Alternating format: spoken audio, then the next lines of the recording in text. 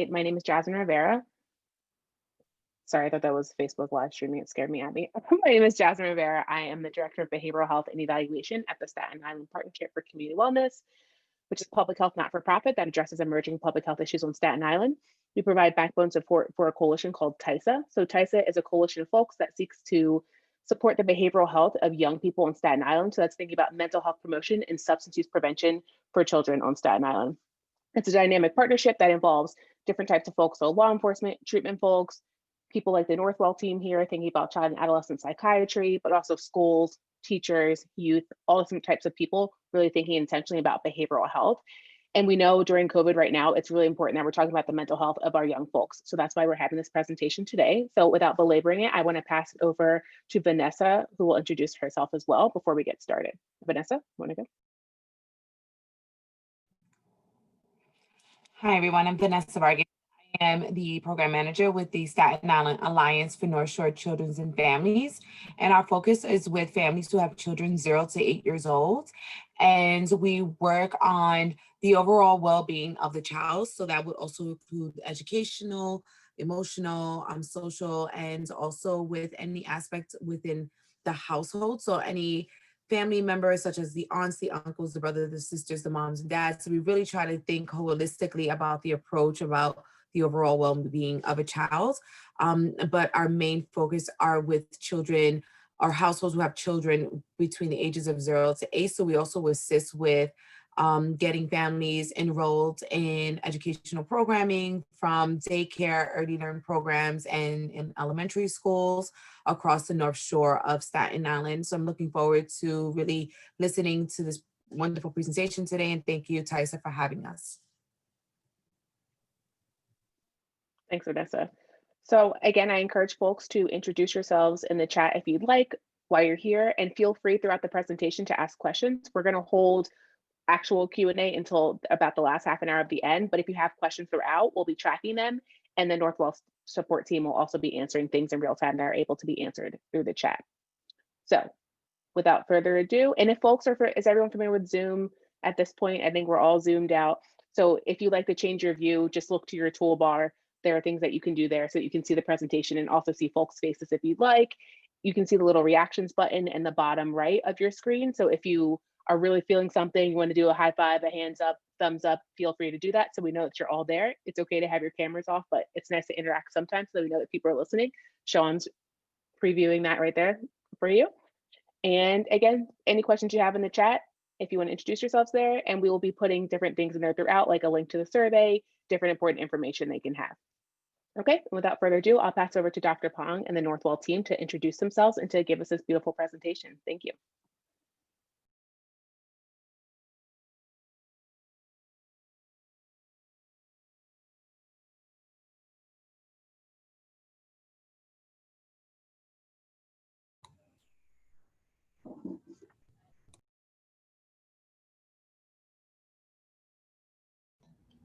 Dr. Pong, whenever you're ready, we're ready for you. You're on mute. You're muted. Even though we Zoom all day, it's still confusing every time.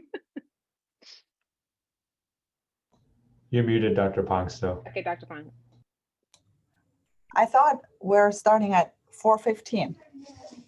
No? We're good to We're good to start go. now. Okay. If you're okay. All Yes. right. Okay. Okay. Sure. Thank you.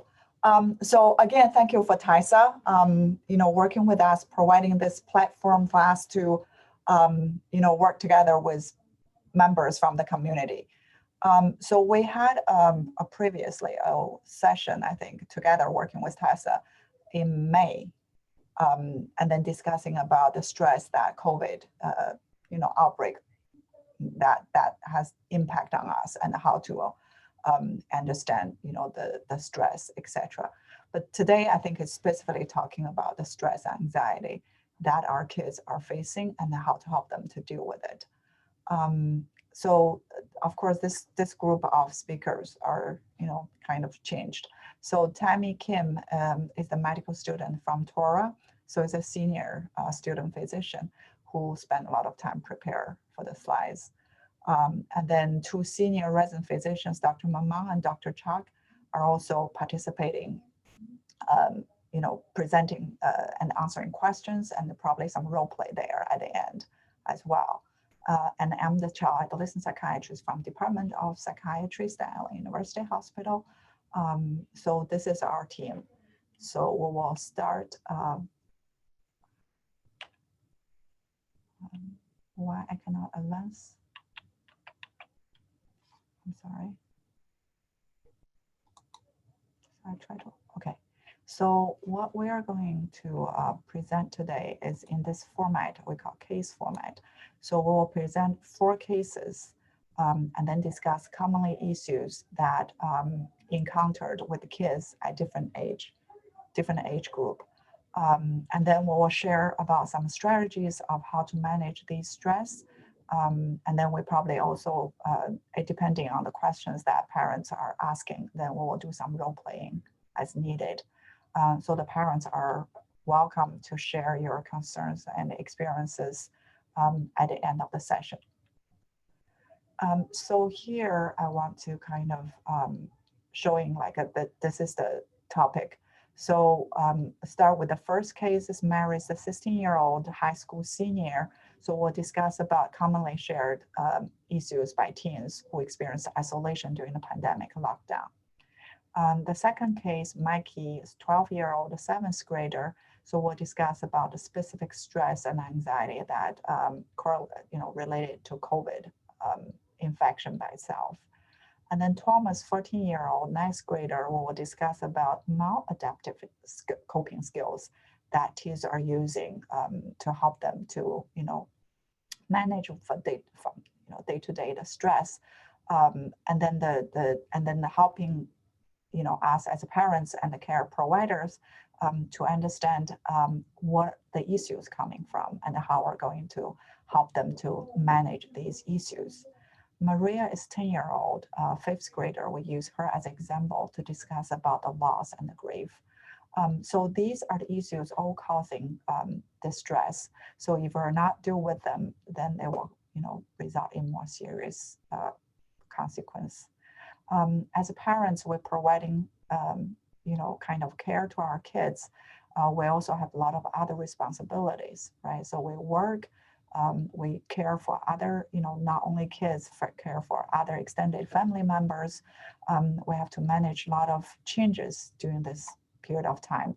So in order to help others, we also help to, we need to first care for ourselves, keep a balanced, kind of life and work.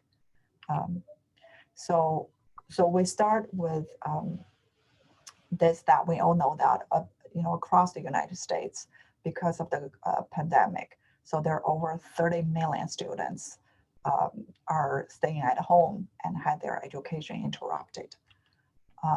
So as care providers, parents, house workers, so in the community, we do want to know what really our teens are facing, right, during this time. So next, team will start to present 2 cases, and then the issues associated with it, and also the strategies how to manage them. So Tammy. Hey, thank you, Dr. Pong. Hi, everyone. My name's Tammy. So to start, we'll start with an example case. Mary, she's a 16-year-old junior in high school. She's a member of the track team at school, and she also loves volunteering at her community soup kitchen. Ever since switching to online learning, she has been struggling to stay motivated to attend her classes and keep up with her homework, which have never been issues for her before the pandemic. She finds that the more she procrastinates, the more work piles up and the more behind she becomes. She is now struggling to pass 3 of her courses.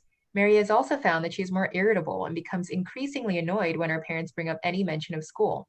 Her sleep schedule has become completely irregular, and she finds that the only sources of comfort for her is to stay up late into the night, going on Facebook Messenger with her friends, or watching YouTube and TikTok.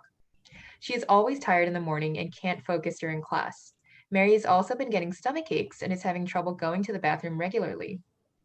She misses her friends, sports, and volunteering activities, and she finds the urge to shout at her family for no apparent reason sometimes, or even to cry. She does not know what she wants to do after school and is anxious that going to college will be delayed or very different from what she always dreamed of.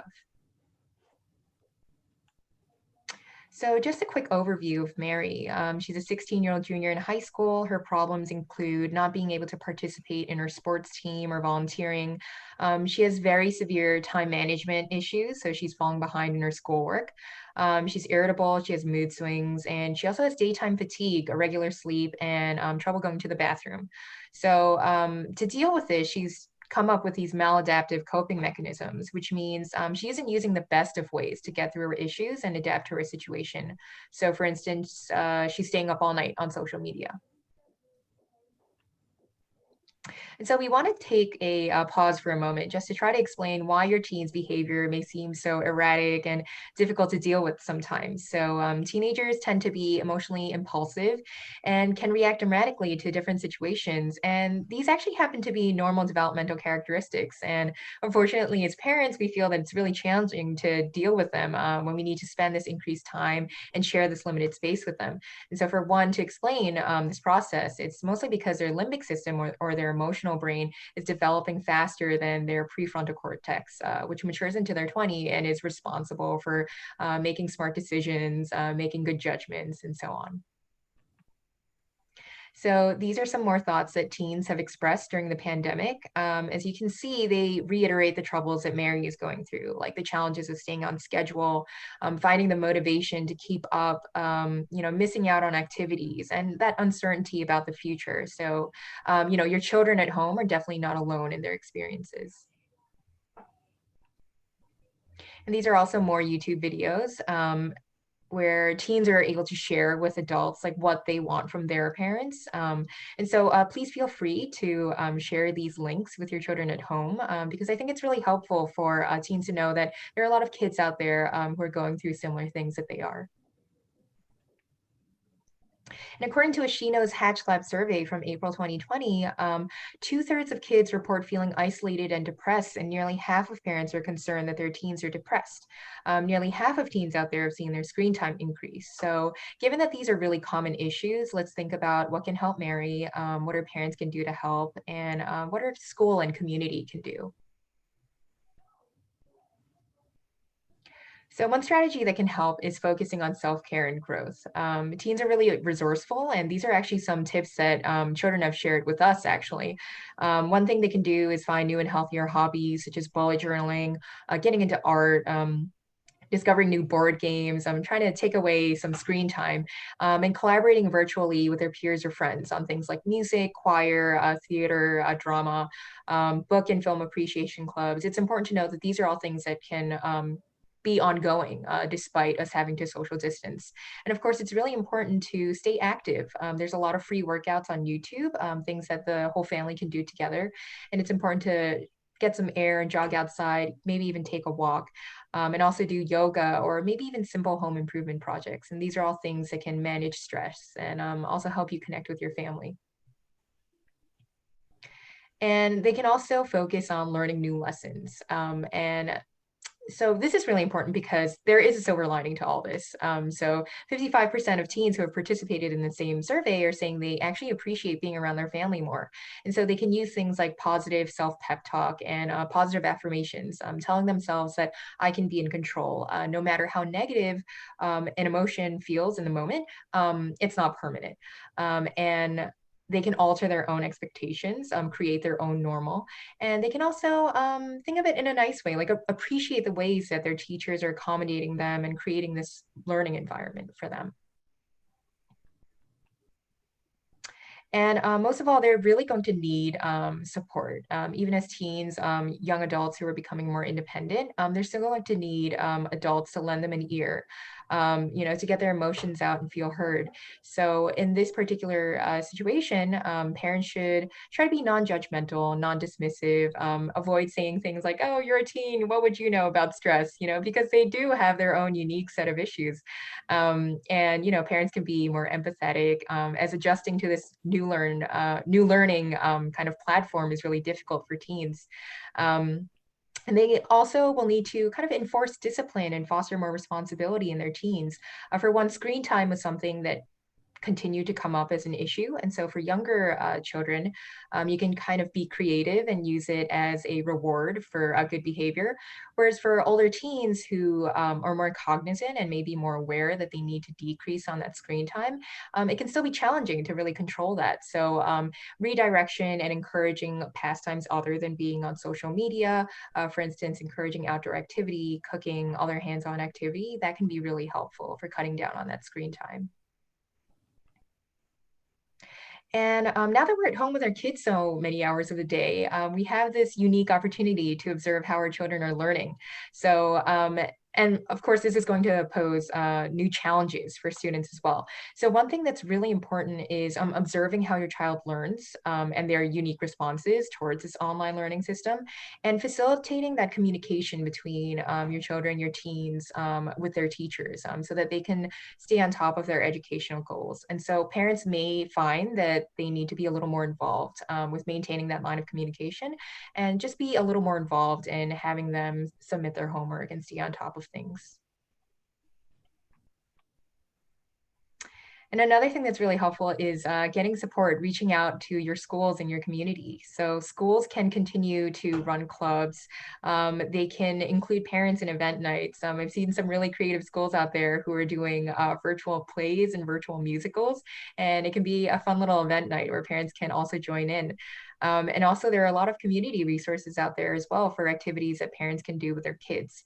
So this second link for Grow NYC Distance, learning.org.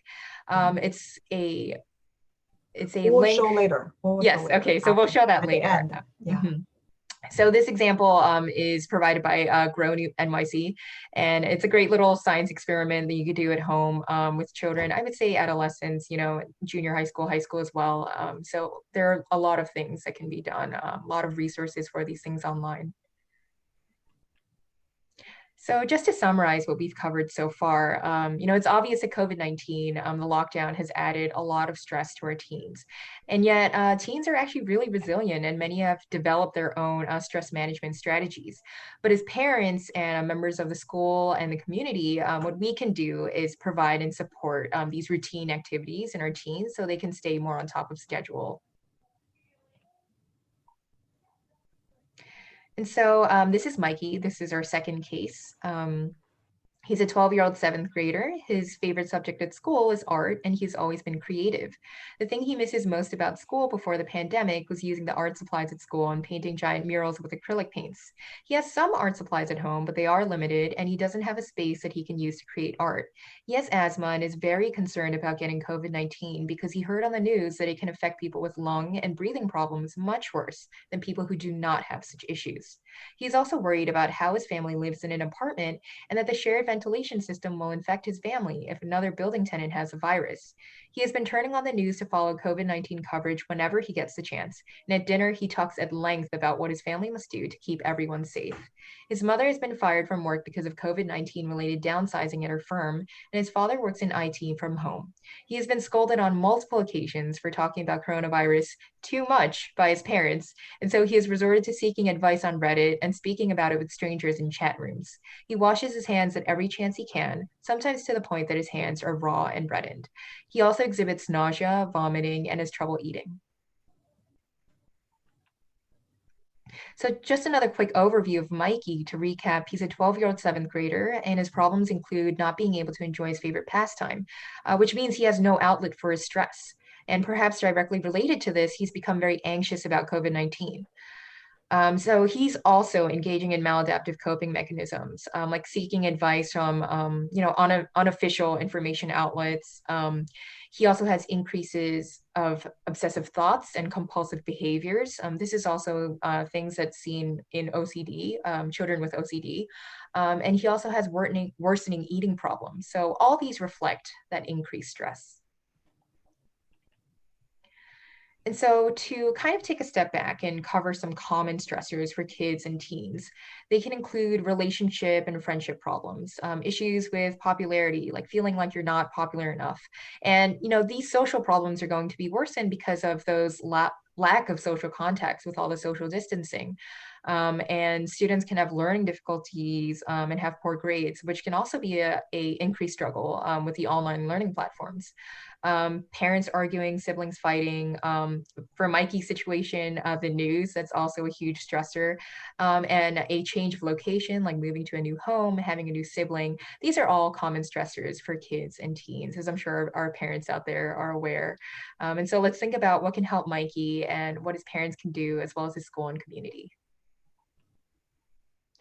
So first and foremost, we know that stress affects us all differently, and it can actually manifest in different ways. It can show up in our body, our mind, our feelings, and our behaviors. So just like we saw with Mary and Mikey, you can get, like bathroom issues, nausea, feeling shaky, trouble breathing, sweating, a pounding chest, headaches. And, these, when they go on too long, it's when they can start to harm your body and actually make you feel sick. And so, the question is, how do we recognize it, all these symptoms in our mind and body, as our mind and body are connected. So when we feel stress, we have all these physical symptoms. And I'm sure parents out there can sympathize. Like, how many times have your kids told you that their belly hurts or their head hurts? And how many times have you taken them to the doctor only for these symptoms to vanish upon reaching the office? So it's really important to, of course, see your doctor, see your pediatrician if there are physical issues. But if labs come back to become negative, there's no medication related reason as to why these things would happen, it's very likely that it's actually all a result of emotional stress. And so to recap again with mind, feelings, and behavioral changes, stress can make you feel forgetful and disorganized. And so for students right now who are trying to adjust to online learning, it can make it even harder to concentrate on things and getting things done. And you can have a racing mind that only focuses on the negatives and only discourages yourself. You can also feel anger, anxiety, sadness, and helplessness. And you'll experience probably some behavioral changes as well too. It'll affect how much you can eat, like in Mikey's situation. It can affect how much you can sleep. It may make you more of a procrastinator, and it can lead you to, unfortunately, avoid your friends and family. And all these are some erratic behaviors that can manifest from stress. So to talk a little bit more about the brain, fear and anxiety, unfortunately, in the long term can affect learning and memory. So with Thomas, we see a lot of fear and anxiety about COVID. And so if this sort of stress and anxiety persists for too long, it can actually negatively affect long-term memory and learning. And so that's because of structures like the amygdala and hippocampus. As you see, the amygdala is that little pea-sized structure in the middle, and that long snail-like structure is the hippocampus. So these control fear and memory, and these can actually be altered in the long term from stress, fear, anxiety. And so what parents can do is to kind of alleviate this fear and anxiety so that they can preserve their child's neurodevelopment, ensure that they develop healthy brains. And it often helps that parents be patient and be more in control of the situation as we have fully developed brains. And it's good to calm down, calm the kids down and wait to talk to them, especially in a heated argument. Wait for them to cool off and come back to the table when they're ready to listen to reason. Okay, so I'll just quickly comment here. So for younger kids, because we do have a lot of parents, have younger kids. So younger kids do have difficulty expressing their feelings, especially, their language development is still kind of limited. Their cognitive skills still needs to be, further developed. So in this case, we can help them to use other tools and means to express themselves, to let them be more aware of their emotional states. So for example, here on your left-hand side, there shows we call it emotional thermometer, right? So we'll help the kids to link their emotions with the color. So the kids, can learn that blue and green shows that they feel okay. And then when it goes up to orange to red, that means they start to feel, really upset. And then they can link with their bodily feeling about, there's a stomach upset, butterfly in their stomach, or tightness in their throat, even heart beating so fast, or even or they're kind of hand shaking or sweating. So they can link their feelings with their bodily kind of sensation, and also connect it with the color to indicate how they feel. By learning that, then we parents, we can communicate with our kids and helping them to also learn how to stop feeling stressed by stop doing certain things. And then also helping them to learn how to calm down by, for example, taking deep breath or doing some kind of relaxed activities together with parents, or learn counting, coloring, doing things with parents, activities with parents so that they can feel relaxed. And then we give them, kind of a thumb and then helping them to learn these are the ways how to relax themselves. So basically, for younger kids, they also can, help, can learn and develop these communication skills and also learn how to practice and relax. Let's go back to Tammy. Thank you, Dr. Pong. So another thing we can do is encourage these healthy habits. And as Dr. Pong mentioned, kind of facilitate that open communication about how they're feeling. So we can use dinner time as a transition time. Preparing the meal together with older teens is something you can do to kind of casually talk about their day. And this in itself can be recreational, as I'm sure families out there have experienced. And you can use dinner time as a time to recap the day. And it's also important for your teens to create downtime, maybe not just for your teens, for your adolescents as well, but especially for your teens who are going to need that increased privacy. They could use a lot of quiet time, creative time, music time, or just some private time to spend with their friends in a virtual hangout. And of course, it's very important to openly and honestly communicate about what's happening around us in the world. So COVID-19 safety is something that should be discussed with your kids of all ages. And this can be done in slightly different ways with, younger children. You can watch the news together, talk about it, and make sure to do fun things afterwards so they're not too fixated on it for too long. And with older teens, you can always discuss materials that they've read, such as the news. So, and also it's important to encourage safe outings and physical activity. So another strategy that can help is engaging your kids. So parents can ask kids what activities they want to plan, and this serves to give kids a increased sense of control. And schools can also teach internet safety and selectiveness, so resorting to reliable sources like the CDC. And parental supervision will always come in handy, especially with monitoring the children's content and make sure they're resorting to things that are age appropriate. And you can also reach out to your school or local library, as well as a community center, places like the YMCA, to encourage continuing of those hobbies. If you're short on supplies, reach out to try to borrow some or get involved in programs out there. There are many art programs, as a matter of fact.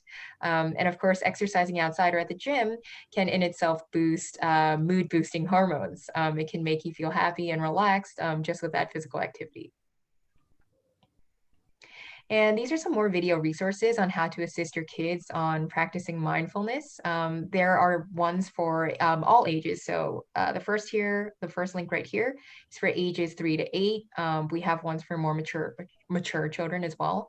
And as well, you can find some more tips on child-friendly ways to address COVID-19. Right. So if we have more time at the end, we can play them together, Right. And so just to summarize everything we've discussed thus far, these are some ways we can help our children. So it's important to monitor stress that's affecting our teens' health, behavior, thoughts, feelings, and functioning. And it's really important to listen to teens and watch for signs of overloading, watch for signs that your teens are becoming overwhelmed. And it's also important to learn as well as be role models to model those stress management skills for your children at home. And of course, support involvement in extracurriculars like sports and social activities to kind of encourage a sense that things can be normal, even if it is a new normal. Okay, so I think, Dr. Pong, shall we switch off on the share screening? Yeah, sure. Okay, so sorry, folks, one moment. Okay.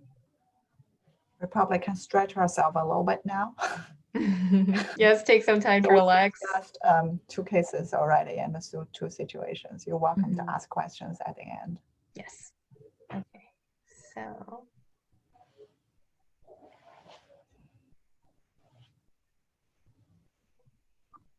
Okay. Can everybody see what I see? Okay. Yes. Okay, great. Okay. Whoops. Okay. So let's go down. Okay, so a moment, sorry.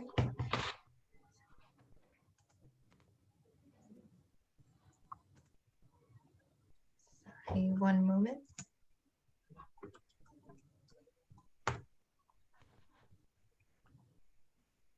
Okay. Oh, sorry. So we passed by this one. Okay, there we go. So, okay. So hopefully this is all viewable for everybody. This is Thomas. This is our third case. He's a 14-year-old ninth grader, and he enjoys playing video games and watching Twitch streamers. During his free time, he enjoys hanging out at the park. I'm sorry, I just want to make sure, is this blocking everyone's screen? I should probably move this. The face widget? No? Okay, so I'll just continue. Okay, so Thomas is a 14-year-old ninth grader. He enjoys playing video games and playing Twitch streams. During his free time, he enjoys hanging out at the park with his friends, and sometimes they smoke cannabis there or at one of their houses when their parents are not at home. He has always been shy and has a few close friends. He prefers virtual schooling because he's no longer worried about being picked on in front of the class to answer a question, and he feels much more relaxed now that he doesn't feel as though his classmates are judging his appearance or behavior. He tells his parents he goes on walks by himself to get some air, but sometimes he meets up with his friends to smoke cannabis or vape at the park. He is mildly worried about COVID-19, but not enough to stop hanging out with his friends. And he feels he is young and healthy enough that he can avoid getting it or becoming very ill from it. He has a much younger baby sister, and he feels suffocated at home when she cries for what feels like hours. He thinks the crying is giving him headaches and disrupting his sleep. He also feels that parents are too preoccupied taking care of his sister that they do not have time or are disinterested in hearing about how trapped he feels at home.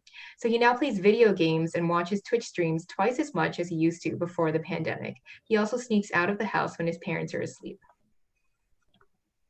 Okay.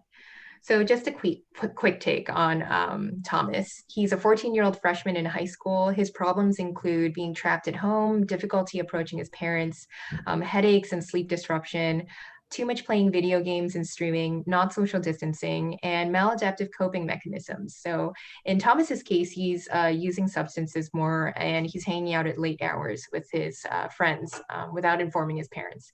And he's increased his gaming and streaming time. Thank you, Tammy.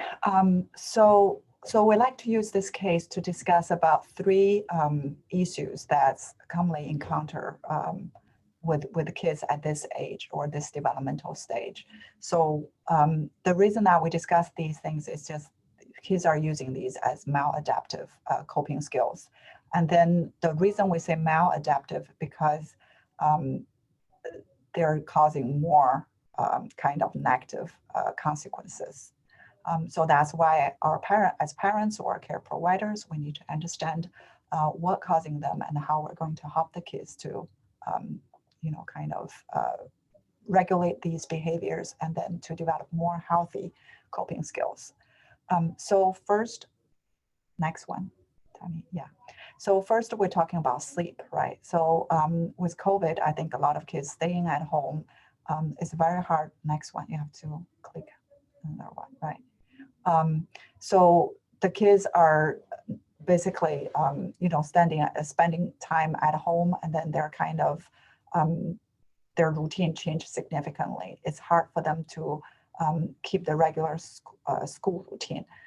So now with not enough sleep because they stayed up, during the night, and then in the morning they have to get up and then to attend classes.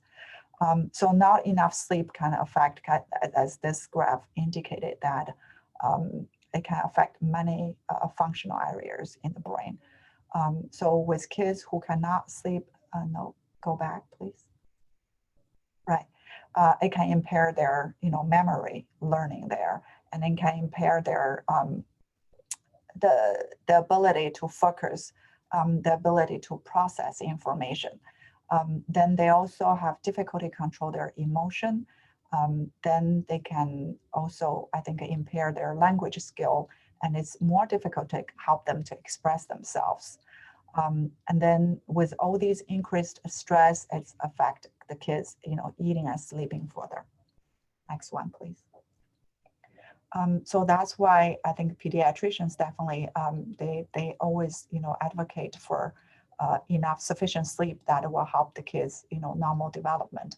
So 8 to 10 hours sleep is definitely important for kids, between 13 to 18.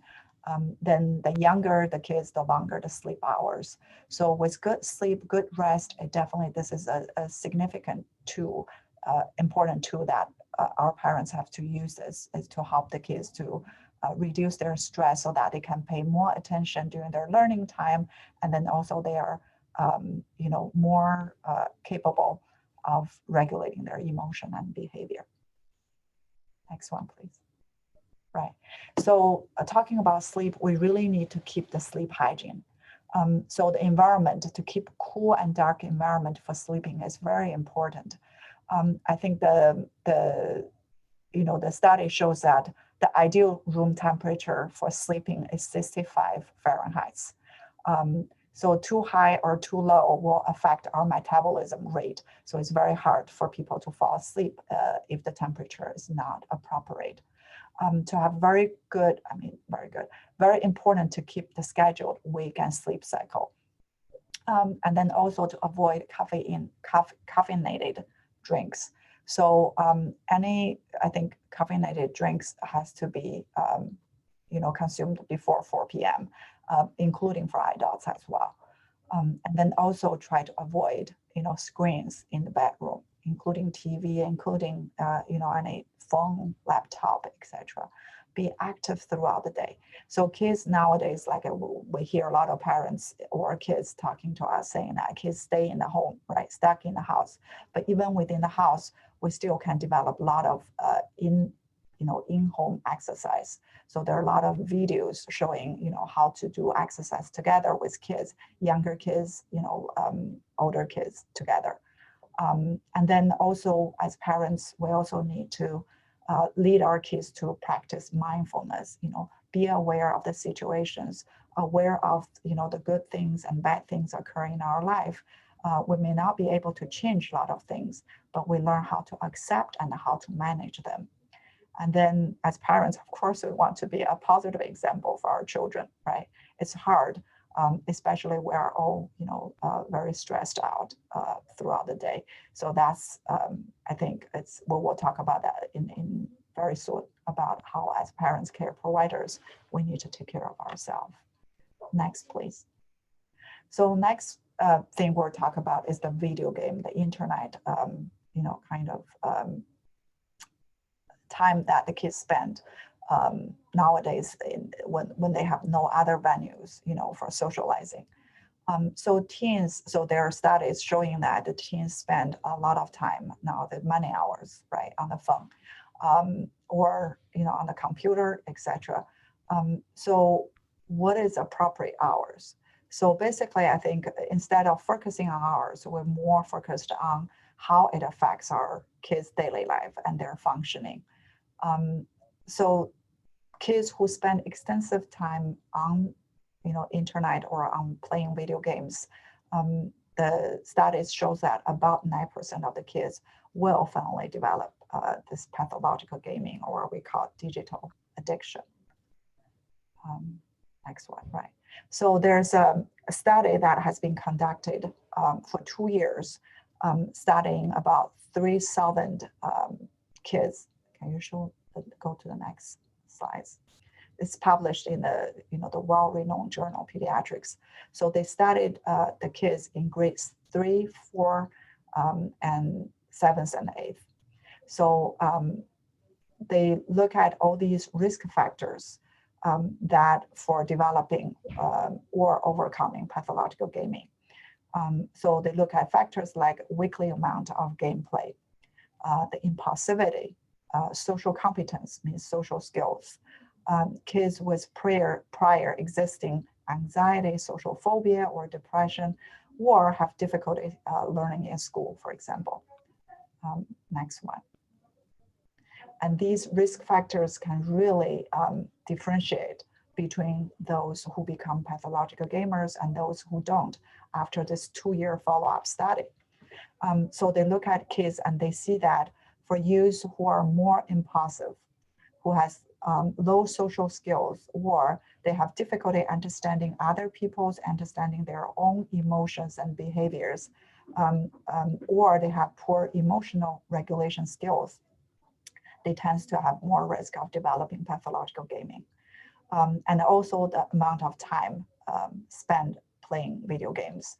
So youths who become, after this 2-year study became pathologic gamers, they started with an average of 31 hours of play per week because they just could not regulate their time.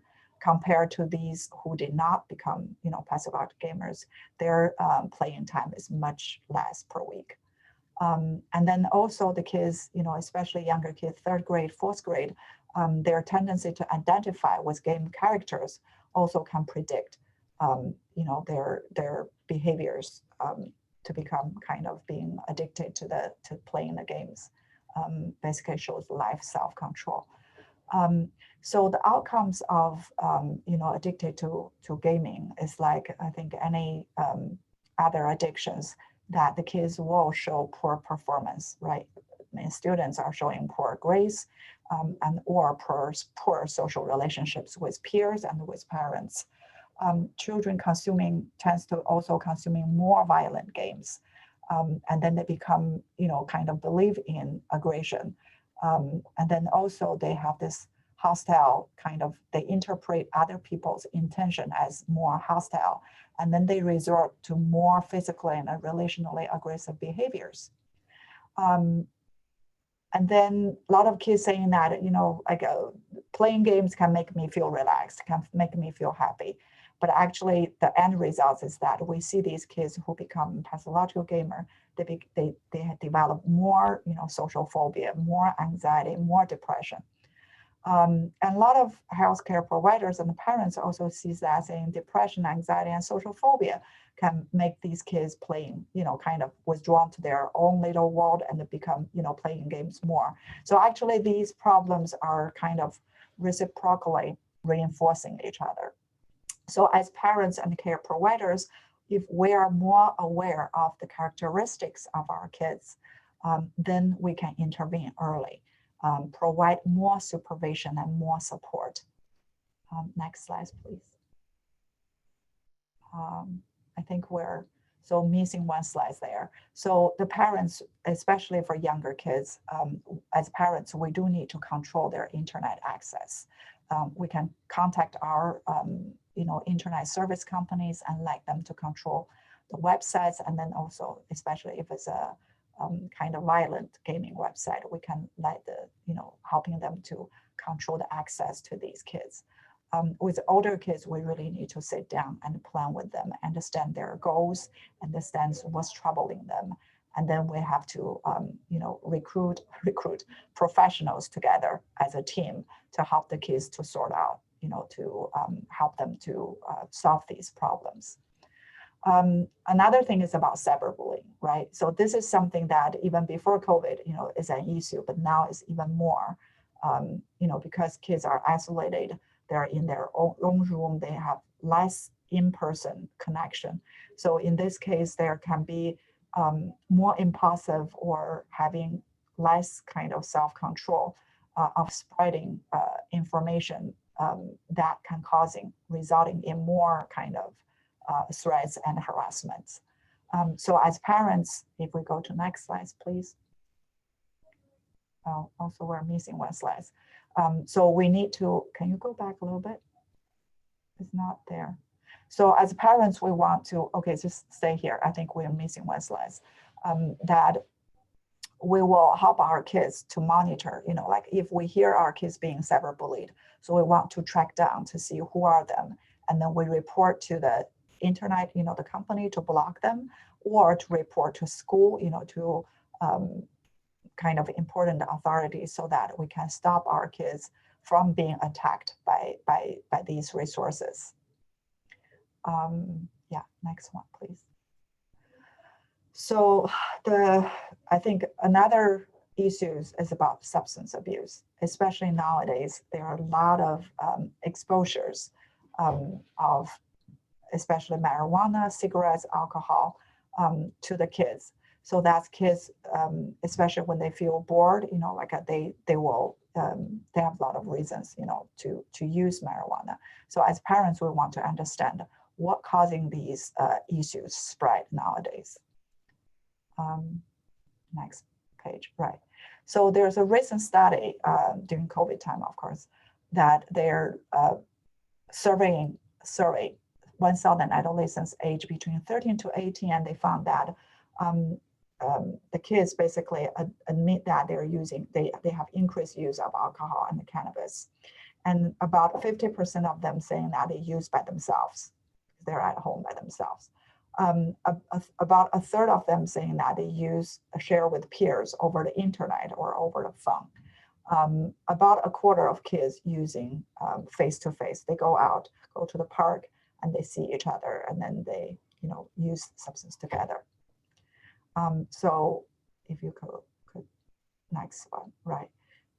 So then the National Institute on Drug Abuse monitoring the high school kids to see what's, the reasons that kids are using substance. Next one, please.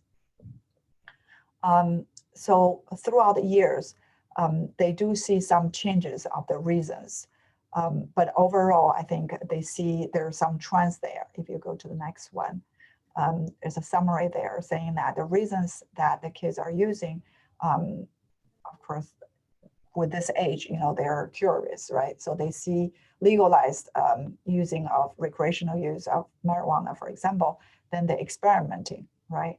They want to have a taste of it with alcohol or tobacco or, different flavor vaping. So sometimes they're also doing, because the peer pressure, they want to spend time with their friends, so they will use it, or they want to feel relaxed. They feel too anxious, and then they use marijuana or alcohol or cigarettes to help them to calm down. Some of them want to get high, some of them feel bored, they really have nothing to do, and things are exposed to them at their fingertip, and they just use it. Next one, please. And there are kids also using it to help them to focus, to help them to manage their anxiety, or some of them even use it for weight control. For example, they use stimulants. Next one, please. So here, I have to move this a little bit. So we can see that with kids advancing through, as they get older, the use of vaping, nicotine, marijuana, the rates increase. The next one, next slide, please. So here it shows that, especially in the past 5 years, so we can see significant kind of declining of smoking cigarettes directly, but definitely marijuana use has increased. In the past 3 years, 2017, 18, 19, we see also vaping.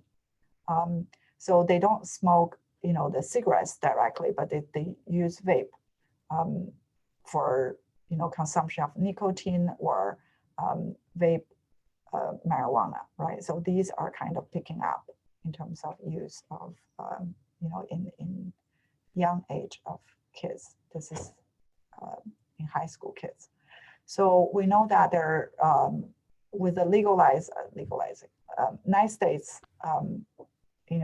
this is the data from 2018, saying that the United States legalized sale and use of marijuana for recreational purpose. And 29 states allow medical use of marijuana with physicians' prescriptions.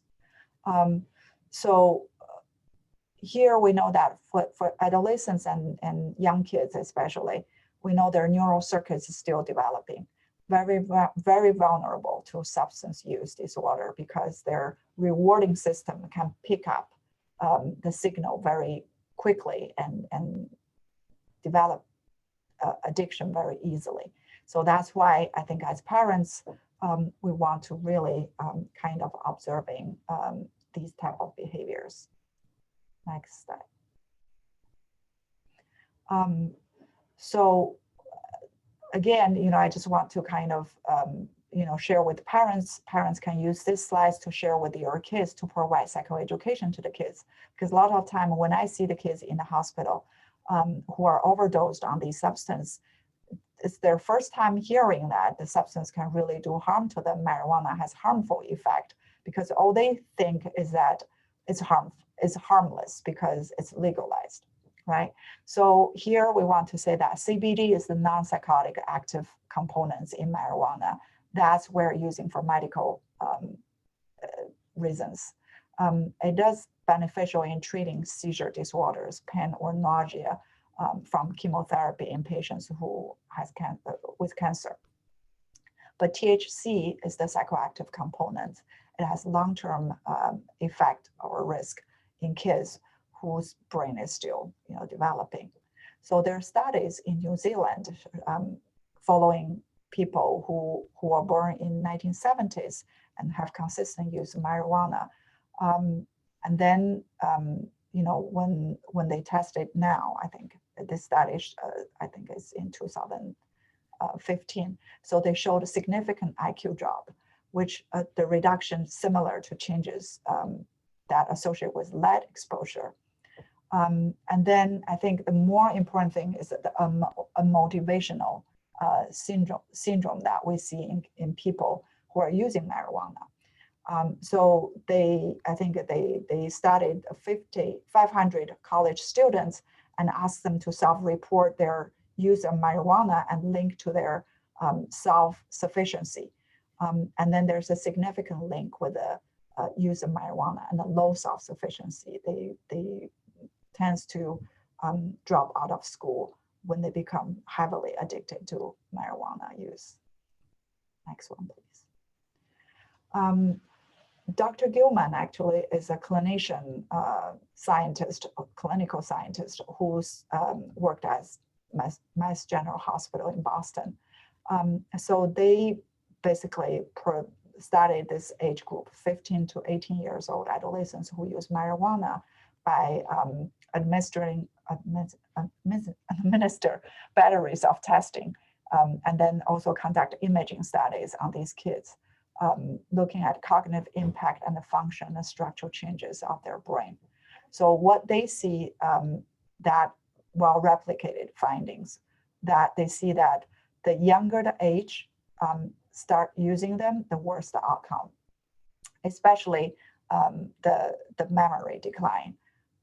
If the kids started using marijuana as early as 13 or 14 years old.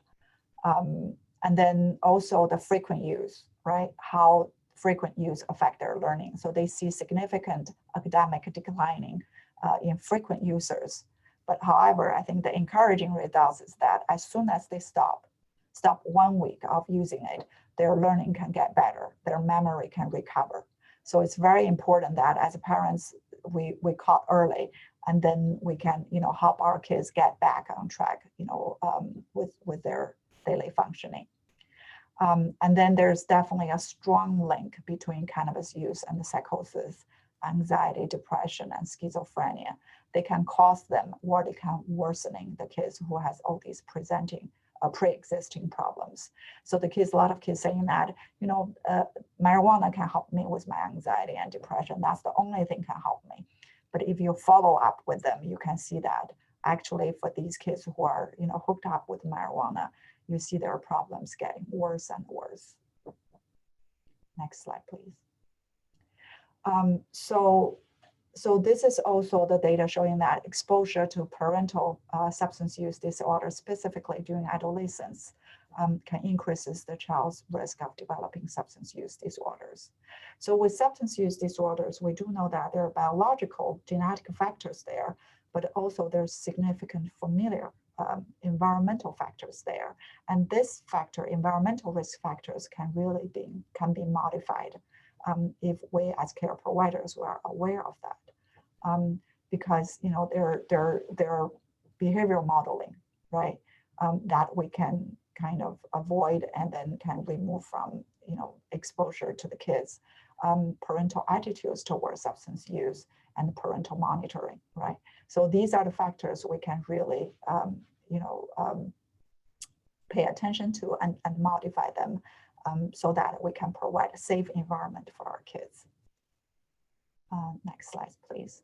right? So this slide basically shows that ethanol or drug abuse can really affect neural developments in our kids, can affect their inflammational system, the autoimmune, immune system.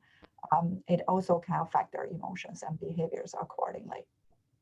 And then that can cause, I think, significant, neuronal developmental deficits if they use ethanol early. Move on to the next slides. And also it can affect all the systems, basically all the important organs in our body if they're using long-term heart, liver, kidney, cardiac problems, and respiratory system, etc. Of course, emotion and behaviors. Next one. So the signs of, kids are involving using substance. We can see their behavioral changes. We can see their mood changes, personality changes. We can see their decreased interest in activities, in social interactions, and then they start lying. And then also, I think they kind of wasting a lot of time looking or using for substance. So that's why I think it definitely changed their behavior that we can, as parents, we live with them, we can identify these signs. Next one, please. So how parents can help. So as parents, we, can really self-reflect of our own use when we feel like we want to relax, when we're stressed out, how we are doing with our relaxation, unwinding. Are we, kind of using weed or alcohol in front of the kids?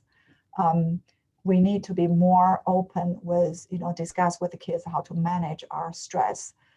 Having talked with the kids about risks of using substance, especially during teenager stage, their vulnerability of using substance. The information that we just discussed earlier. We don't have to, being authoritarian, kind of lecturing them. We do want to spend time with our kids, knowing what's going on with their life, what's their priorities, what's bothering them, so that will help them to cope their stress using more healthy, pathways. If we really identify, that our kids really having substance use problems now, then we need to get attention, involve early the professional help. So there are programs established in the community that can help kids and the family to manage these situations early, monitoring them, and then to support our kids, to attend these programs. And then developing healthy helping skills, coping skills. Next one. So the summary of the case 3 is that we want to ensure good sleep and a healthy diet, and the family school will support our kids to enhance involvement, in their involvement in healthy activities, and to reduce social isolation, especially for kids who has anxiety and social phobia. Monitoring for unsafe internet use and protect our children from internet bullying, and then also to prevent and treat substance use issues, so that all these efforts will help our kids to reduce and manage stress and anxiety. Next one, please. Okay, so this is the case. So yes, this is our third case with Maria. Oh, I'm sorry, the fourth. Yes, Maria. This is our final case. She's a 10-year-old fifth grader. She is attending Catholic school that uses a hybrid learning system where she attends class in a class size of 10 other children at a time, 2 times a week. For the remainder of the week, she attends online classes. And although she has adjusted well to the new school system, seeing masks everywhere makes her feel the future is bleak and wonders what is the point of it all. She wanted to be a doctor when she grew up, but hearing about the many deaths has caused her to become frightened of hospitals. Her grandmother passed away from COVID-19 9 months ago, and she often cries herself to sleep because she misses her. She feels guilty that she could not say goodbye to her. She talks to her parents about her grandmother, and it makes her feel slightly better, but she hesitates to bring up the topic with them because she does not want to remind them about her death and sadden them. She has lost her appetite and has lost a great deal of weight. Other than at school, she does not speak with her friends and spends most of her time in bed. Despite this, she feels much more tired than usual.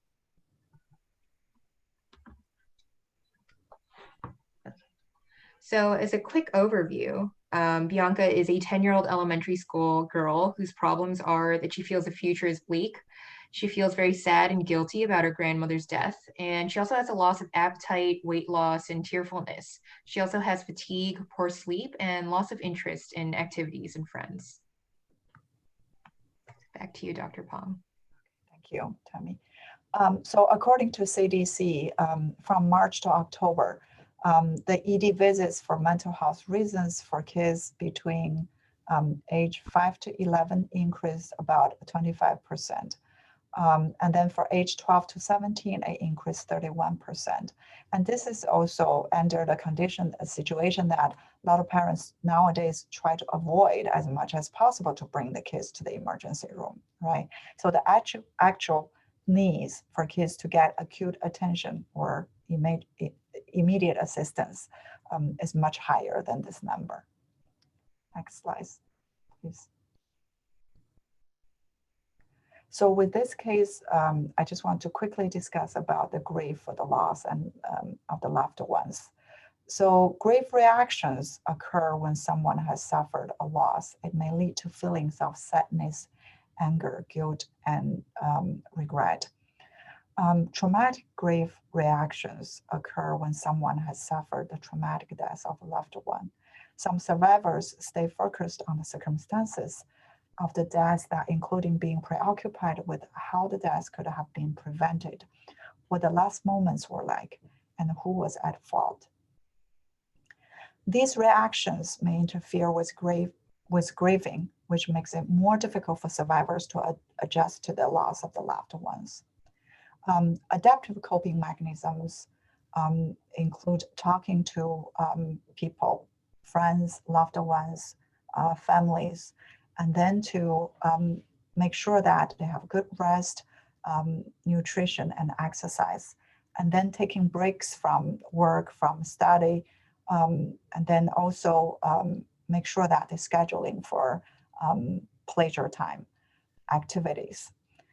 Maladaptive coping, obviously, is the opposite. So that the people tends to withdrawing from activities, withdrawing from friends and families, and also resort to alcohol and drugs to help them coping. So these are the signs of maladaptive coping. So when we see these things, especially in the family, we want to either help each other or seek for professional help. How to help adolescents grieve. So we want to listen to what teenagers say, let them to express their emotions, provide reassurance and validate their emotions. We do need to give teenagers space for them to mourn. And then I think it's important for us to reestablish the family routines. So these are, so again, the CDC has the website showing how to identify the warning signs as we discussed above. And then looking for, when the kids become, or people become hypervigilant for self-harm and thoughts that life is not worth living, showing these things, we really want to help the kids, to seek for professional help, to learn how to cope with grief. So as care providers, I think this is the last topic we want to quickly cover here, that in order to care for others, we need to care for ourselves first. So parents, during COVID time, I think we have, this data shows that, and a lot of us also experience this, is that there's a significant financial burden here. So I don't want to read all these data, but basically a lot of us have to think about how to make ends meet. Next one. And also, we also have a lot of pressures from work, right? So there are significant increase workload, and there are also fear about losing jobs as well. Fear about termination. So that's, as a parents, we need to provide, we have the financial responsibility, but at this time we have a lot of, pressures coming from workplace as well. Next one, please. So especially for people who have, prior existing mental health issues, this is the time that our problem can be even more severe. And then we tend to use, maladaptive skills. And then some of us even, feel like it's so depressed and helpless and hopeless. So the data definitely shows a significant increase of anxiety and depression and suicidal ideations when they do the populational survey. When for parents who work at home, then they have increased responsibilities to work with their kids, supervising their homework, monitoring playtime, and then the parents also may feel, especially for parents who work from home or have increased work demands, and they feel guilty that they cannot spend more time or quality time, to provide support to their kids. So that's also can increase their stress and anxiety. And then working with older kids, it's how to build this effective communication skills is crucial now. And then especially all family members now, we spend in this limited space, each of us will feel where's the boundary. Sometimes we can lose privacy. I hear a lot of kids saying that I feel parents are always on my back. So how to balancing the supervision, as we talked earlier about all these issues, and then how to still allow teenagers to keep their autonomy is another issue we need to address. So we can entertain questions at the end. Next. So with all these issues, or just kind of summarize here that when we stay in the same environment or limited space, parents also have to face more conflicts. And then there's increased kind of domestic violence, increased child abuse, increased sexual harassment. You can please go down to the next one. So with these, we do want to make sure that we do want to have the resources available. But in the meantime, majority of us, we can learn to focus on things we can control and manage our time wisely and take care of our physical health. A lot of time we need to do positive self-talk, saying that we take one thing at a time or manage one task at a time. It's okay that there are times that we have difficulties and we need to ask for help. Talk to friends and talk to professionals, and try to avoid self-medication, and then to be aware that especially kids are not living so close with us, so we need to be our kids' role models. So as parents, we want to be more aware of our parenting styles, right? So so it's very hard to, nowadays to let the kids to follow exactly what we, want kids to be obedient all the time. Or, sometimes when we feel tired, we're not keeping, kind of the rules consistently. So there are times that we become more permissive. That can confuse kids more about what are really the lines that kids cannot cross. So there are parents feel like they're exhausted, they're kind of at the end of their rope, so that they will, let kids doing their own things and not really pay attention to them. So the ideal one parenting style will be, the top right corner there, that we will work with our kids, build this collaborating kind of relationship. And then together we create, the plans, the activity plans, so that we're fostering kids the healthy coping skills and also the helping lifestyle. So as parents, we also want to be more aware of when kids become more emotional and behavioral dysregulated. We want to be aware that things can happen in a way that when we are also in distress, then we tend to not validating them. So with kids who are, during the time of distress, and then also in a less validating environment, then their problems become more apparent. So as parents, we want to ask questions about why they're acting in this way, right? So if there are times that we need to wait for kids to calm down, then we want to give them the space to let them to, venting their emotions, and then lending them the ears, as we say that, listening to them, hearing them, and being around with them to providing this kind of secure, safe environment containing their frustrations. Next one, please.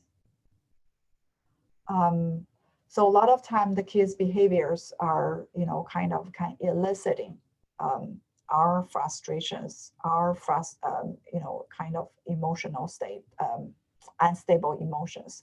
So if we're more aware of this, then we can kind of produce more kind of harmony environment to manage the situation. We can go to the next one, please.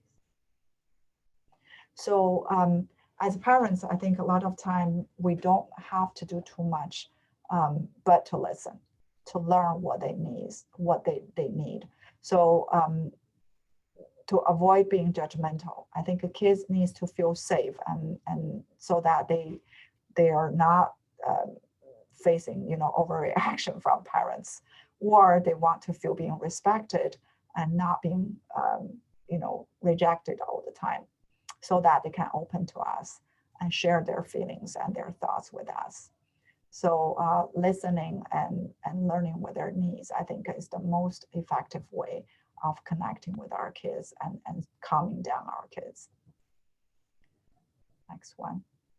And then there are times that we're observing, right? So we're observing what are the things that's when we're going to seek for help for our kids. So when we see that there are significant changes from their developmental appropriate level of functioning, we do need to intervene early. So as parents, again, we're not professionals, so we need to involve professional early. So at this time, I think during the COVID time in our clinical practice, we found that a lot of time kids prior, without COVID, they are functioning very well, high functioning kids, doing very well in school, doing very well socially. But during this time, you can see that they start to falling apart. If that occurs, parents, please do not hesitate to bring them to us. And then sometimes we don't need like long-term treatment. Sometimes it's just 2 or 3 sessions, discussing together with kids, with parents, can solve the problems, can save long way, of struggling. Next one, please. So these are kind of more links of YouTube videos about how to practice mindfulness together. We call it these are all the short kind of videos that's very easy to play at home together with kids, so that when especially heated kind of arguments there, we can all together learn how to remind each other to use these YouTubes to lead us to practice kind of mindfulness, and then to calm down so that we can reconvene to discuss issues. Next one. So the following, I think the slides are basically the resources that we can, seek for help. Yeah, Tammy, if you can go down, right? So this is the local services that we will share in the future. After the presentation. So TYSA will post on the website about these resources. Right. So in summary, I think we discussed about how to support kids by listening, can set up routines, and then help them to develop schedules, and then develop, involve in healthy activities, facilitating communications between kids and the schools during their learning, and seeking for professional helps if needed. And as parents, we need to help ourselves as well, keep regular routine, taking care of our own physical health, exercise, and keep work-life balance. And if we need help, we don't hesitate to ask either. And move on, right? So these are, again, the resources we're talking about, the Suicide Prevention Lifeline. And then also during the COVID, we do have the statistics showing up that there are more domestic violence, more child abuse, more sexual assault. And these are also, I think these service lines are also widely distributed. So people can, use these informations to get help. Same as substance abuse, how to locate for treatment, for COVID treatment, right? Right, so these are the programs to get for childcare. All right, so we have team members that has been working with together, with community organizations to help us to link with our, to provide the services for our community members and the families. So we want to thank them here. Thank you so much for attending this seminar. So the next, I think the rest of the time, we open up to parents to ask questions and then to see whether we can, address your specific concerns. Thank you.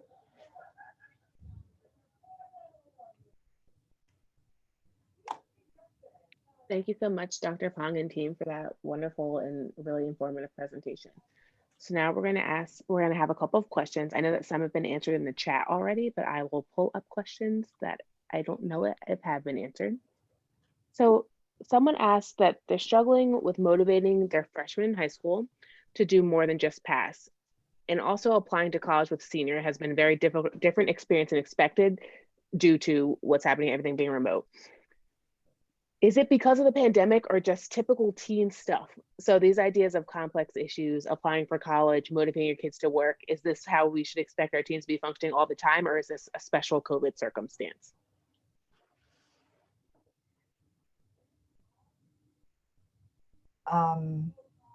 So I will take this question. So obviously, I think what we learned from teenagers, high school seniors, is that COVID is really affecting them. This is definitely COVID associated. I think the changes, right, for this year, that, even a lot of tests, like say we know SAT tests are there, right? So the kids can really, the schedules have to move again and again and postpone again and again, so that the kids cannot even have their, tests ready. And then also, they did not have time, not like previous years that without COVID, that kids can do a lot of, on-site visiting, right? So given, I think the background as, COVID have a lot of, causing a lot of social isolation, already give the kids, this sense of loss of control. That's definitely affecting their planning, for their future. Kids do have fear to say, when is the end? When is that? And that's what I heard most from the kids. When this will happen? Well, even when it's end, when we have vaccinations, can things return to normal? Because they are influenced by, their environment. They hear parents lost job, they hear, business, going bankruptcy, everything. And then they also feel, thinking about how I'm going to, do I still can make loans? Do I still can, my parents can financially support my college, learning? So all these things are definitely significant, I think, issues and worries that's nowadays on their mind. So that's why definitely I think COVID, this situation affecting kids more. So you can see a lot of hesitation there, a lot of frustration there, a lot of confusion there. When is ready, right? Are they still people really working on applications? Are they really admission officers looking at my applications? So they have a lot of questions, and how they're going to selecting or admitting me based on what, now all the pass and the fail, how they're going to, screening for applicants. And then a lot of kids also saying that there's no SAT tests, how they're going to assess, from school to school, about performance of the kids, and then what's their admission criteria now. So a lot of questions on their mind. So that's why you can see that as if they're not doing anything or being unmotivated, I think because of their questions are not being answered. So that's definitely is the issue there.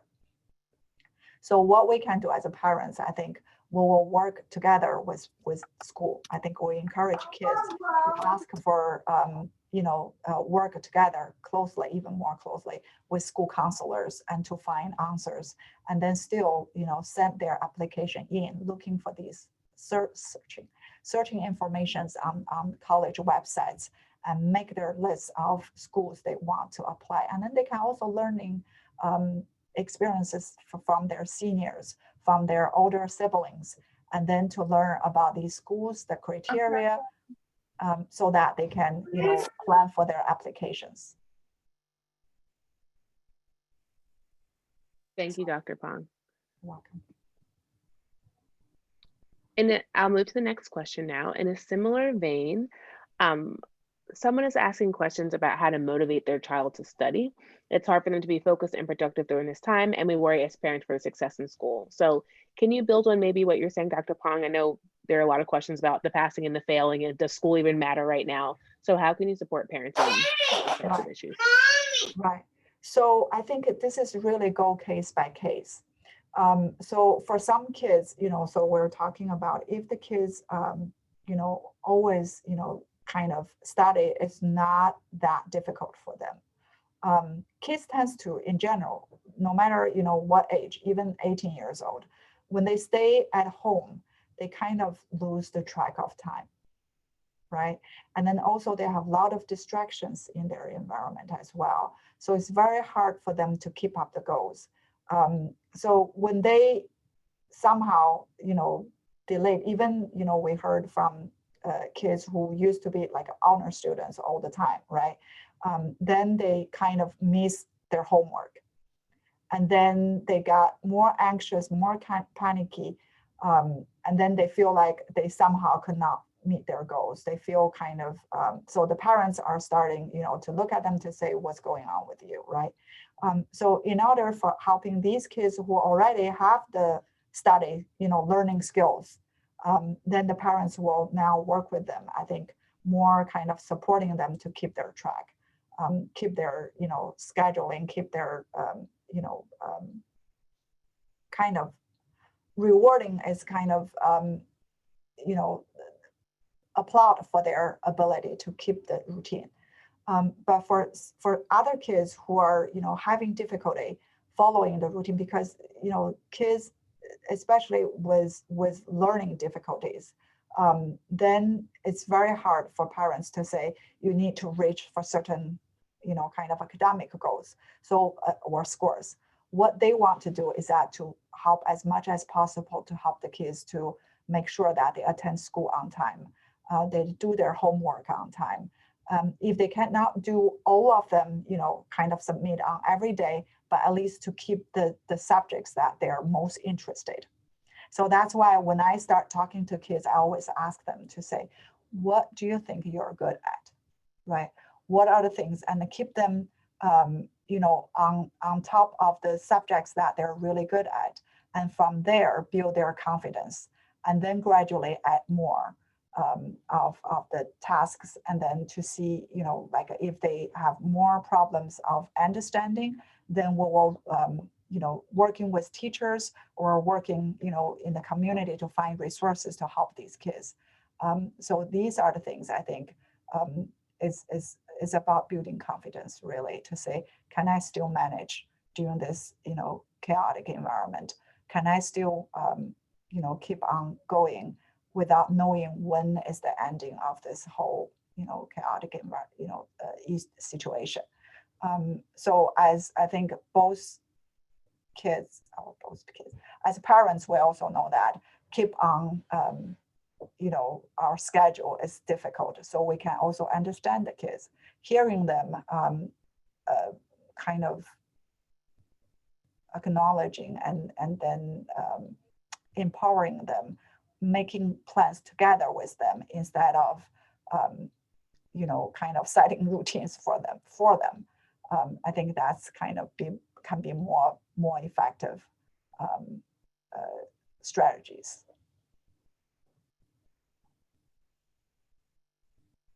Do you have more says, other people?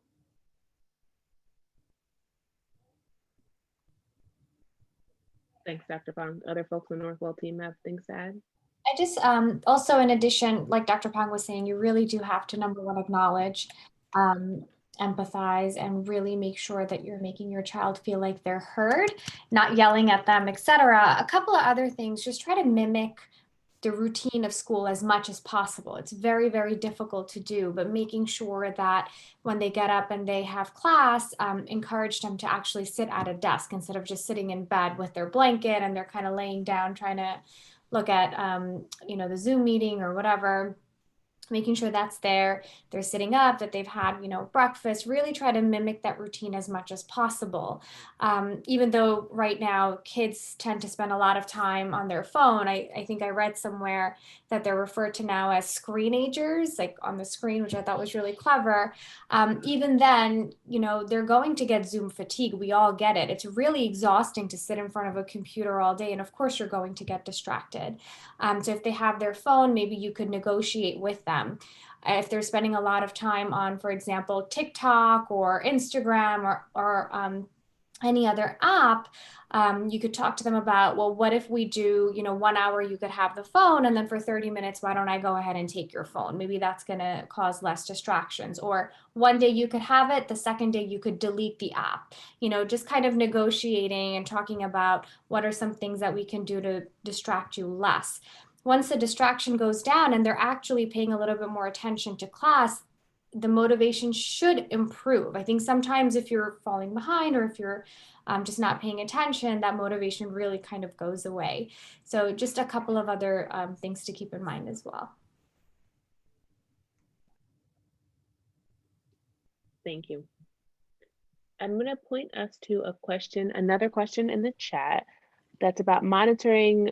Okay, so this is monitoring a child's Google Classroom assignment, so basically keeping up with the child, but when working from home, it's hard to make sure that your kids are actually logged in because attendance is hard to track, right? So any suggestions for parents that are working from home to make sure their kids are actually logging in and doing the work that they're supposed to be doing when we can't multitask and hover over them the entire time?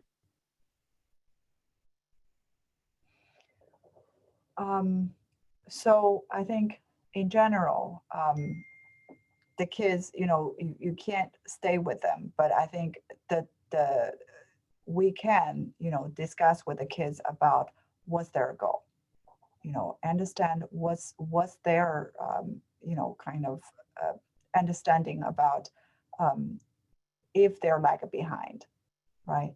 If they're missing, the contents that delivered on the screen, if they always rely on their peers, kind of copying from each other the homework, then they will find, in the future that the learning is even more difficult, right? But then tie their behaviors with their, goals and remind them constantly, because kids it's hard for them to keep long-term goal, inside. So what we need to do as parents every day, we won't be able to attend classes with them, but we can, after school, sit down together with them and then to see what they learned. So that's why I think doing one of the slides Tammy mentioned about, the online learning, is that how we can, communicate more with teachers. I think this is the time that parents really need more connection with the school and knows what are the expectations on each subjects and what are the subjects, what are the homeworks every day. So we have to, log on to the Pupil Pass or, other venues for the homework, and then to sit down to see what they learned and how much they can, complete. We cannot log into the Zoom time, but we can sit down with kids to look at their schoolwork. So some teenagers, before we probably don't need to do it, but now we probably definitely need to sit down with their work so that they won't lag behind too much. Senior high school kids, it's like, because I hear kids talking about, I think it's hard to totally eliminate, but we definitely can reduce the kids not attending classes and then just copying, the schoolwork. So we can, as parents, we definitely can prevent that or reduce, the chance of doing these things. And then emphasize again, review with the kids again with the consequence of not really learning by themselves, not really mastering the skills, the knowledge they needed for their future plan, right? So when they see the discrepancies, that will help them to reflect and help them to kind of make changes. Yeah, I think it's also important just to, talk with all of these, to actually be open and talk with your child and find out, what may be some of the reasons why. I know we had a patient recently who said she didn't like going on, she liked going into classes, but didn't like going into Zoom classes because everyone's just, on the screen staring at her. So, it can be anxiety provoking, for a lot of kids and children. So, and then just to go off that, with what Dr. Pong said, it's very important to have the goal setting conversation with your children and with your kids, and have them pick reasonable goals that they can accomplish, and you want to figure out like how you can kind of mark the progress that they're having. So if it is like, I want to get certain grades in all these classes and attend certain amount of classes, then you have a way to kind of monitor how they're doing it. You want to work with them and include them in all their goals. So it's not like, you as a parent saying, you need to go to all your classes, you need to get 90s or above. It's what's reasonable for them. If they say they want to get 80s, then that's fine. Then you work towards that goal. And then, if they can accomplish that, then you move up to the next step. So I think that's what, all these issues, especially now with the Zoom classes and things like that. Right. And then just following on that, it's just like, if the school, set up goals that's not the same as before the in-person school, time, I think as parents, I think it's okay, because otherwise it's very hard for us at this time, to set up, specific goals for the kids. But instead of focusing only on academics, we can also help the kids using this time, or more time to develop more interests, right? Learning a new language, learning a new skill, learning, home improvement projects. They can learn a lot of other skills. So learning is not just like restricted to the textbook. Of course, they need to complete their academic requirements, but then in the meantime, we can help the kids together, with the kids learning new things together, whether music, whether drawing, like a lot of new things they can learn. And then encourage them. And then also parents also spend time with them when they go on internet, looking for, kind of peer related activities, like if they see other kids doing other things, and then, parents can encourage them to do as well. I think it's just like teenagers tends to sometimes lock themselves up, in the room, etc. So as a family, we need to sit down to say, this is the time, special time that, it's just, we cannot let you always, in your room. So we do need to, share time together, and then to discuss about issues that we're concerned. There are times that we do need to set kind of the bottom line, the benchmark there. If the kids continuously, not sleeping, unless there are issues, reasons there, that the kids, not sleeping until 4 a.m. in the morning, right? And not getting up for school, then as parents, we do need to set up some rules there, right? If it causing, for older kids, right, 15, 17-year-old, they're not going, kind of consistently not going to school, not performing their, their academic kind of goals, then we as parents, we do need to discuss with them, or sometimes we need to involve teachers and involve school counselors, or even involve, healthcare providers to discuss with them, to talk to them about what really the issues that hinder them, impede them to achieve their academic goals or other life goals. Thank you both. And I have a follow-up question too, just for the support of parents here. At what point, and I know that you said this a few times throughout the presentation, but at what point does it become an issue that you should be reaching out to professional support for? Like at what point can we no longer handle the sleeping, and we've tried to do the strategies to get them to come out of the room and engage with them and to help them complete their assignments? When should we seek out professional help? Right. So say, for example, so what kids coming to us, right? So I'll give you examples that kids came to us, is that, so for kids who there are reasons, right? So what we want to find out, so the parents, kind of fighting with the kids about, what's the internet time or the video game playing, right? So they try to, because the kids not attending school, not doing their schoolwork, and then the parents will set up rules and then they turn off the internet. And then the kids become upset, which is normal, right? But then they need to kind of form a contract with the parents. If they continue to refuse that, and then they become kind of physical argumentative, with the parents, or even being behaviorally destructive in the house.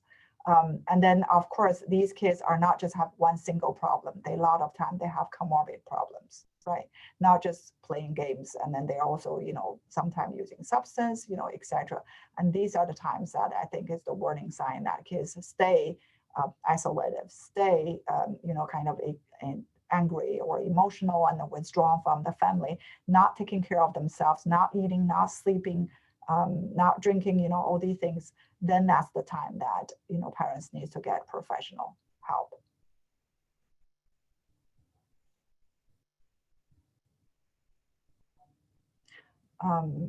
And then there are kids, even high functioning kids are just like, like even high functioning kids used to be, again, 90s, like as parents says, then they do have, as Tammy mentioned about, there are other factors like social factors, right? So interrelationships. So the kids become so isolated at home, right? And then they feel like, why no one contact me? Why no one really interested in me? Right?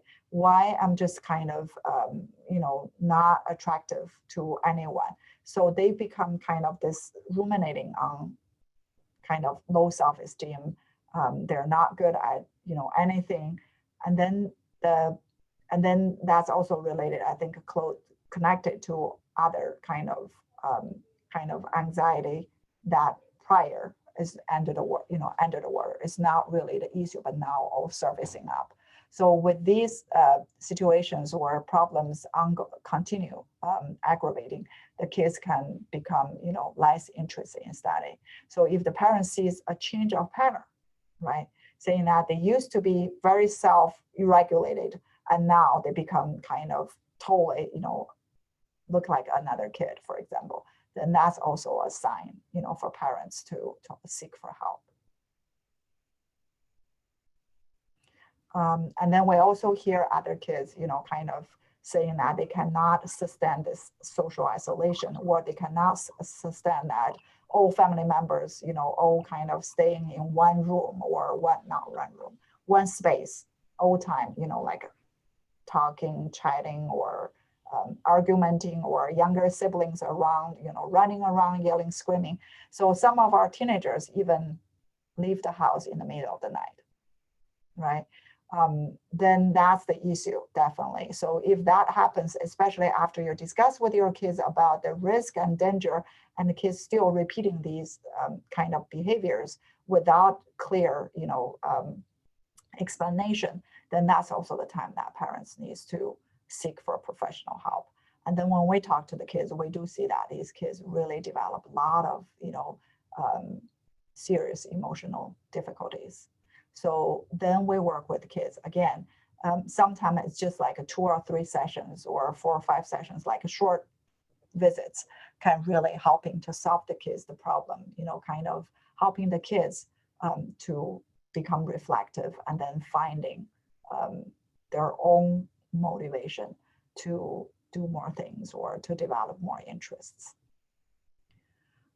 Sometimes this is hard. I think being parents myself is that, very hard sometimes for parents, for kids to share with their own parents or listen to their own parents' advice. But then if someone else like us, right, professionals or some other people repeat the same information, then the kids listens, right? The kid listens, and then parents saying that the same information I explain to them again and again, they don't listen. That's, I think, is just a characteristic of this developmental stage, that the kids tends to, they want to be independent. They don't want to take, advice from their own parents, but then they're still, they're intelligent. When they hear other people also repeating the same fact, same evidence, then they will, kind of open up, and then, kind of seeing what's the issues with them, and then they can, move on to kind of change their situation or change their mode of behaviors. That happens. Thank you, Dr. Pong. Wow. I have a question too for the early childhood space, because I know we have some parents of younger children here. How do we handle the continual cycling of closures and openings? So we're hearing a lot about this, stressing children out, especially for young children who need a lot of structure. They'll be in school one day and the next day the schools will be closed for a week or 2 weeks or a month, and then they're expected to go back to school and get back into a routine. So how do we support our younger children in some of these difficulties around instability? Right. So I think, again, this has come to what, as parents, we can control, we can change, what we can't do, right? So with this close, with this, changes, as parents, we really can't do. I think majority of us, we can't do it because the COVID, the situation still stays there. But what we can do at home is that we want to make sure that the house environment, the routines are still there, still, keep on there. So as parents, if I think for parents who work from home, I think it's you just kind of keep the routines and then share with the kids that there will be changes. Let them know. I think the kids, the important thing for kids is actually kids are very adaptive, but what they need to learn is that they anticipate there's a change, right? Saying that because of the COVID, so we explain to them why there's a change there. And then at home, we still keep the same routine about what time to go to bed, what time to have family time together, what time to play these videos, what time to, play music, or what is the story time. So these are the things for young kids, I think is very important, that the family routine are still there and mom and dad are still there, right? So that's basically for young kids. But for things that's outside our control, outside our environment, we have to be aware of as a parents. We do not add our stress or expose our stress to kids too much, because sometimes we ourselves are feeling like so being stretched out so thin or being exhausted, so that we can sometimes express ourselves also in front of the kids. That can add stress to the kids, because kids' cognitive skills are limited. So when they see parent changes, because parents are really their whole world to a lot of younger kids. So when they see the stress in parents, that's when they feel something's wrong. Because with COVID, a lot of kids still, especially young kids, they don't quite understand. And the kids' short-term memory is very limited. They won't be remember what happened yesterday or what happened a week ago. Or to them, time, the concept of time is not really kind of steady there, build up there. So the kids, to them, something happened a week ago, something happened a month ago, it's no difference. They won't be able to tell the difference of timing. So that's why what I'm saying is that what happened in their immediate environment, that affects the younger kids most. What happened outside is really not. So that's not as much. So that's why, for parents, when we have a lot of stress, bear a lot of financial work pressures, relationship difficulties, we want to be more aware of how we present in front of our kids. So if we present, with parents got sick, with parents got this, so the kids, younger kids will see it, they will feel like, they're sky crashing, if they see the parents experiencing stress. So that's why with younger kids, I think it's the most important thing is like as a parents, if we keep our house routine, kind of steady, and then we as parents, care providers, we keep ourselves, under control, then they definitely can, survive this chaotic situation now. That's for younger kids. Also, just to be mindful that sometimes we have the news playing, and even though we are not saying something to them or we're saying something good, in the back, if they're hearing the news on and there's something negative going on, that they're also absorbing that, to make sure that whatever's on TV is okay for them to hear, or if the news has been on for too long, to kind of turn that off and put something else on that's positive.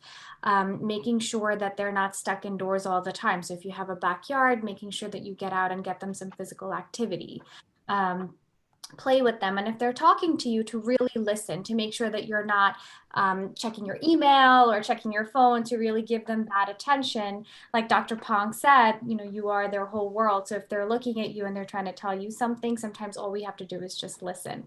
Our intentions are there, but unintentionally, if we're distracted or there's a work call that you have to hop on, just to remember that our kids are there.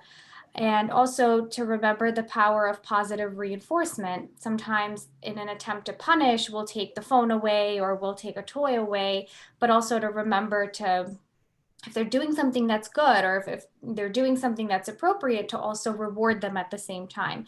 Could be something very simple, like watching a movie that they like or making dinner that they like, but just to kind of reinforce that behavior by giving them something that they enjoy, and bringing again that positivity in an otherwise pretty chaotic world right now. Right. To follow that about, behavioral kind of reinforcement of positive behaviors is that reward has to be immediately, right? The younger the kids, so whether you set limits to, kind of discourage for certain behavior, negative behaviors, that needs to be done immediately. Rewarding of their good behaviors also need to be done immediately.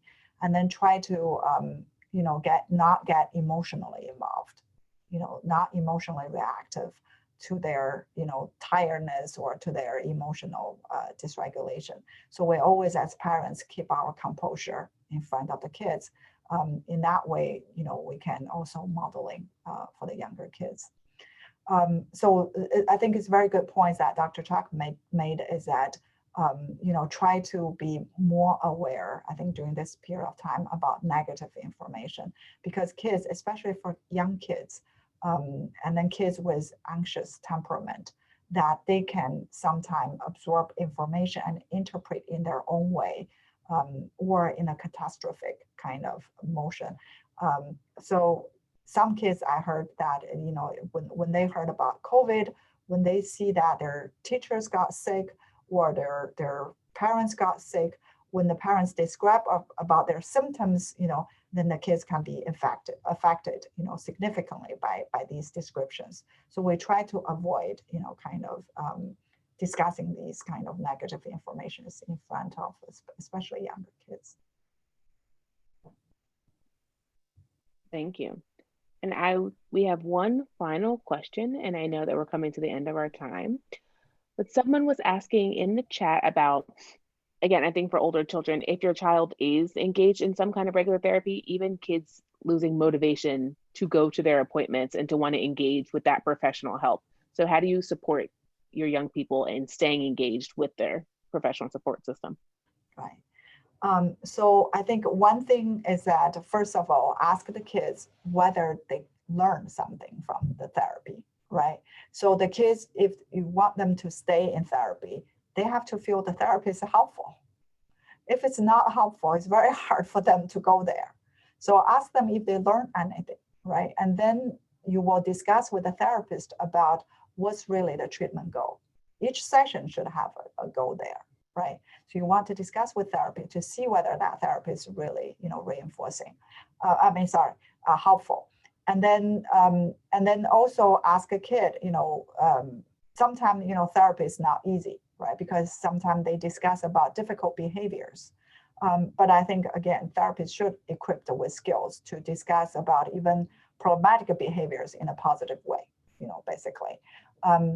But then if the kids, do not want to participate for certain reasons, right, for specific sessions, then you want to negotiate them to say, what are the alternative ways to make it up, right? So instead of going to therapy, do you want to read something instead? Stay in therapy, again, it has to be helpful. If it's not helpful, the kids won't go. So, so as parents, you do want to discuss with a therapist to see if it's not helpful. Then you have to find some other therapist if the problem is still existing, right? You do want to find a right one. Some parents, I see a lot of time the parents will say, my kids.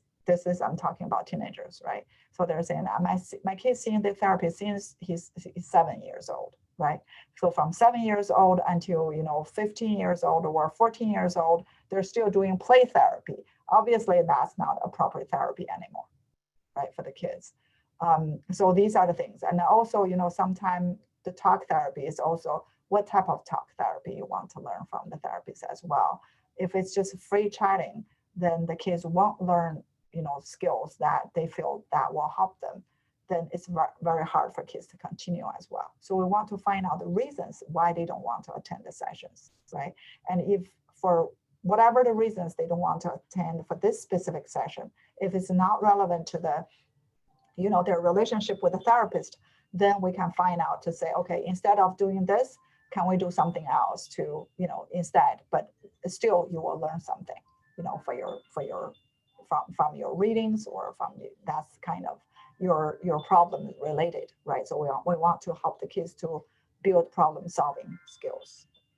I'm sorry. So that's kind of related to the therapy session. I think once you have established that they're finding it helpful, like Dr. Pong said, you want to leverage that. So great, you find this helpful. So let's see, what are the distractions that you're facing?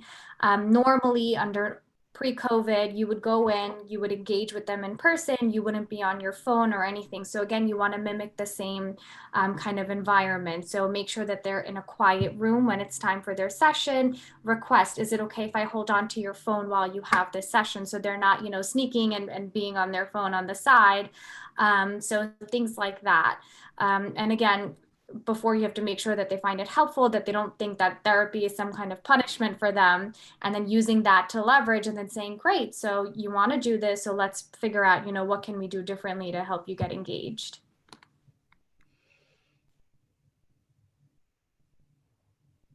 Thank you both so much. So it seems we're at the end of our time, and I want to make sure we're respectful of time because we took the whole 2 hours this time. So I want to, again, thank you so much, Dr. Pong and the Northwell team for this amazing information, this amazing presentation. It was so helpful. I can see from the chat that folks are really appreciating the information. And there will be a follow-up survey sent out to folks in your email. So if you did not have the opportunity to share your email in the chat, if you'd like to, we should have your information from your registration. But if you want to share that in the chat, we'll send out a follow-up survey to folks. And I think that's the conclusion. So for everyone who is on, we will send out the recording. It has to prepare for a day or so, but we'll send out the completed recording. And also, as the Northwell team mentioned, a pared down version of the slides that really hits on the topic areas and the resources. And we'll send you some TYSA resources as well around behavioral health and some North Shore Alliance resources about early childhood supports for families. And without further ado, are there any last thoughts that you want to impart the crowd with, Dr. Pong and team, before we hop off? So we do send out, I think, the pre and post survey because we do want to learn from our members in the community to see what's, whether, the information we discussed here are helpful to you. If not, let us know, and then we will try to, kind of modify or to learn from you, and then to provide more, relevant information and help in the future. And then also feel free to leave questions with TYSA, and then we can gather these informations and then to help us to build our future, the seminars or, the forum that we can discuss and then continue to help our kids and the families in the community. Thank you so much. Thank you all.